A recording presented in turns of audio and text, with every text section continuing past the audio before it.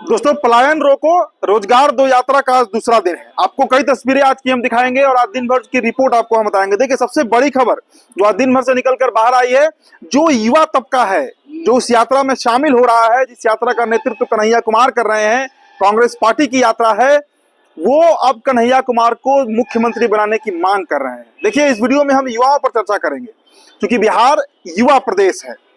बिहार में बेरोजगार युवाओं की भरमार है, एक बहुत बड़ी संख्या है उन युवाओं की जो रोजगार चाहते हैं, जो नौकरी चाहते हैं, जिन्हें जाति पाति धर्म समुदाय मजहब से ऊपर उठकर अपने लिए रोजगार सृजन करवाने वाली सरकार चाहिए। और जो भी इसकी बात करेगा, कई नेता इसकी बात करते हुए दिख रहे हैं। देखिए, बिहार में एक बदलाव दिख रहा है। ये बदलाव मैं इसलिए कह रहा हूं क्योंकि बीते 2020 का ही अगर विधानसभा चुनाव आप देखिए तो तेजस्वी प्रसाद यादव ने उसे छात्र युवाओं के मुद्दे पर लड़ा था, मुझे याद है, और अच्छी खासी सीट तेजस्वी प्रसाद यादव निकाल कर ले गए थे। तो जो फर्स्ट टाइम वोटर की बात होती है, मतलब 18 साल से 35 साल के युवा जो फॉर्म भरते हैं नौकरी के लिए, जो प्राइवेट सेक्टर्स में नौकरी चाहते हैं, जो चाहते हैं कि बिहार में रहकर अपने परिवार के साथ यहां पर नौकरी कर सके, उनके हक हुकूक की जो बात करेगा वो सत्ता में आएगा। ये बिहार के युवाओं ने साफ कर दिया है। बीपीएससी आंदोलन, प्रशांत किशोर पहुंचे, तेजस्वी प्रसाद यादव पहुंचे, राहुल गांधी पहुंचे। क्यों पहुंचे?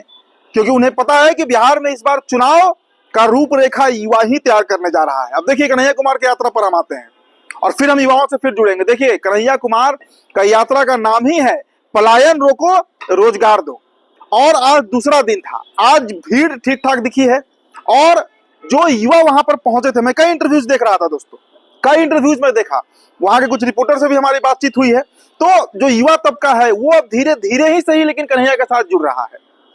और इसमें हिंदू मुस्लिम का एंगल तो देना ही नहीं है, क्योंकि वहां पर युवा तबका जुड़ रहा है। और मैंने कहा ना कि युवा का ना कोई जाति होता है, ना धर्म होता है, ना मजहब होता है, ना वो किसी समुदाय संप्रदाय को मानते हैं। वे नौकरी की तलाश में है। और बिहार की सरकार बीते 30-35 सालों में, जिसकी भी सरकार रही हो और उसके पहले भी, बिहार से पलायन नहीं रोक पाई, बिहार में रोजगार सृजन नहीं हो पाया, बिहार में इंडस्ट्रीज नहीं आ पाया आज तक। नीतीश कुमार तो कहते हैं कि लैंडलॉक स्टेट है बिहार, यहाँ पे कैसे फैक्ट्रीज लगाएंगे, कैसे इंडस्ट्रीज लाएंगे हम? तो नीतीश जी से ये सवाल पूछा जाना चाहिए कि साहब, 1970 और 60 के दशक में भी बिहार लैंडलॉक स्टेट था, लेकिन यहाँ पर कई पेपर मिल थे, कई शुगर मिल थे, कई कारखाने चलते थे, लालटेन फैक्ट्री था, सिंदूर फैक्ट्री था, बहुत सारे अलग डरमिया था यहाँ पर, सब बंद हो गया। धीरे धीरे 1980 के बाद बंद होना शुरू हुआ और 90 के बाद वो पीक पर गया और 2005 के बाद वो खुल नहीं पाया।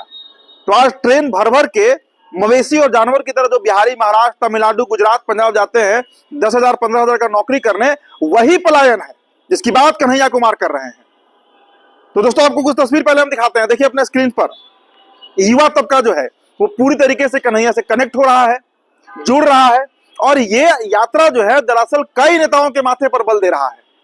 सबसे बड़ा चैलेंज तो तेजस्वी प्रसाद यादव के सामने खड़ा हो गया है, क्योंकि कई ऐसे युवा दिखे हैं जिन्होंने ये नारा लगाया है उस भीड़ में कि कन्हैया कुमार हमारा अगला मुख्यमंत्री बने। युवा है कन्हैया, कोई पृष्ठभूमि नहीं है, कोई राजनीतिक पृष्ठभूमि से वो नहीं आते हैं, बेहद साधारण गरीब परिवार से आते हैं, लेकिन जो ऊंचाई उन्होंने राजनीति में हासिल किया वो अपने बल पर किया है। और एक उम्मीद बिहार के युवाओं को कन्हैया दे रहे हैं। देखिए, इसके पहले प्रशांत किशोर भी पदयात्रा कर चुके हैं और उनकी भी यात्रा वहीं से शुरू हुई थी जहां से कन्हैया ने यात्रा शुरू किया। तो बिहार का जो युवा तबका है, आप तस्वीर में देखते जाइए अपने स्क्रीन पर, ये तमाम तस्वीरें जो आप देख रहे हैं, ये सभी के सभी तस्वीर कन्हैया कुमार की उस पदयात्रा से। देखकर हमने आपको रिपोर्ट बताया था कि भीड़ नहीं उतनी जुट पाई थी और उसके पीछे का कारण था जो अब समझ में आ रहा है कि होली के कारण हो सकता है कि भीड़ जो है थोड़ी कम रही, लेकिन आज ठीक ठाक भीड़, अच्छी खासी भीड़ जो है वो कन्हैया के साथ कनेक्ट हो रही है। तो तेजस्वी प्रसाद यादव के सामने एक बहुत बड़ा चैलेंज कन्हैया बनकर उभर रहे हैं, खड़े हो रहे हैं, क्योंकि जिस उम्मीद में तेजस्वी बैठे हैं मुख्यमंत्री बनने का, उसका खेल खराब कर सकते हैं कन्हैया कुमार। और अगर समीकरण की बात करें तो सवर्ण, ब्राह्मण, मुस्लिम और दलित, ये समीकरण की भी बात होती है कांग्रेस पार्टी के साथ। देखो दोस्तों, एक बात आपको बताते हैं, इस बात को आप भी एनालिसिस कीजिएगा।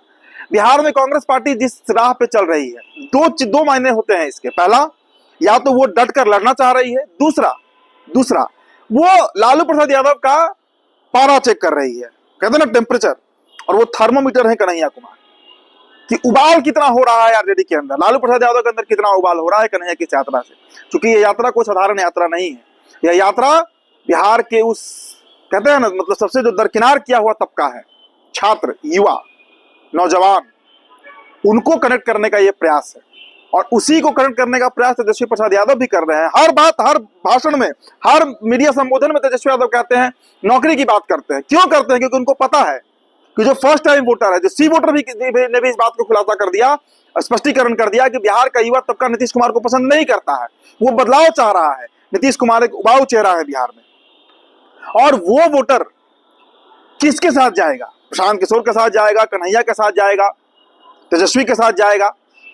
यही लड़ाई है बिहार की। देखिए, भारतीय जनता पार्टी तो सीन में ही कहीं नहीं दिख रही है, क्योंकि बीजेपी के लीडर्स जो हैं वो अभी भी नरेंद्र मोदी के चेहरा पर ही टिके हुए हैं। बिहार भारतीय जनता पार्टी, बिहार बीजेपी का कोई भी नेता में वो कुव्वत नहीं है, वो ताकत नहीं है कि वो भीड़ अपने चेहरे पर बटोर कर ले आए। वो ताकत नहीं है बिहार भारतीय जनता पार्टी में, बिहार बीजेपी में। मैं स्पष्ट ये बात कह रहा हूं। आप भी अगर राजनीति को जानते समझते होंगे तो आप कोई चेहरा बता दीजिए बीजेपी बिहार में, एक लीडर का नाम बताइए जिसके चेहरे पर भीड़ आ जाए, या जो बेरोजगारी की बात कर रहा हो, जो पलायन की बात कर रहा हो। 20 साल से सरकार में है ये लोग, 20 सालों से बीजेपी सरकार में है। छोटे भाई की भूमिका में ही सही, लेकिन भूमिका में है। बीच के 2-3 सालों को हम हटा देते हैं, महागठबंधन की सरकार थी। कब हुआ है जो भारतीय जनता पार्टी ने, और 10 सालों से तो केंद्र में बीजेपी की सरकार है, 11वां साल चल रहा है, ये जून में पूरा हो जाएगा 11 साल। बिहार में एक भी इंडस्ट्री नहीं आया, कोई इन्वेस्टर समिट यहाँ नहीं होता है, कोई इन्वेस्टमेंट यहाँ नहीं होता है। विप्रो, इन्फोसिस, मतलब कोई भी कंपनी यहाँ इन्वेस्ट ही नहीं करना चाहती है। क्या कारण है? सुशासन की सरकार है, क्राइम नहीं है नीतीश कुमार के अनुसार, सब कुछ उन्होंने कर दिया है, फिर भी यहाँ इन्वेस्टमेंट नहीं है। तो ये जो दंश युवा और बेरोजगार झेल रहे हैं, उनके ऊपर दांव खेला जा रहा है तमाम राजनीतिक पार्टियों की तरफ से। इसमें सभी दल शामिल है, मैंने कहा ना। और अंतिम में सबसे जो मतलब कहते हैं ना कि एकदम गर्म लोहे पर हथौड़ा मारना, वो काम कन्हैया कुमार कर रहे हैं। तो देखिए, हमारी नजर लगातार कन्हैया पर बनी हुई है कि आखिरकार इस यात्रा का फलाफल क्या निकल रहा है। क्या यह सिर्फ लालू यादव के टेम्परेचर को नापने के लिए है, या फिर सच में कांग्रेस पार्टी इस बार बिहार में बदलाव करने का ठानी है? सच में तीसरे मोर्चे के निर्माण होने जा रहा है, सच में। क्योंकि अगर वो होता है तो बिहार में एक मूलचूल परिवर्तन होगा। कई समीकरण बनेंगे, कई समीकरण टूटेंगे, कई समीकरण गढ़े जाएंगे। बहुत उलटफेर बिहार की राजनीति में देखने को मिल सकता है। तो दोस्तों, आपने तमाम तस्वीरें देखी कन्हैया कुमार के पदयात्रा का।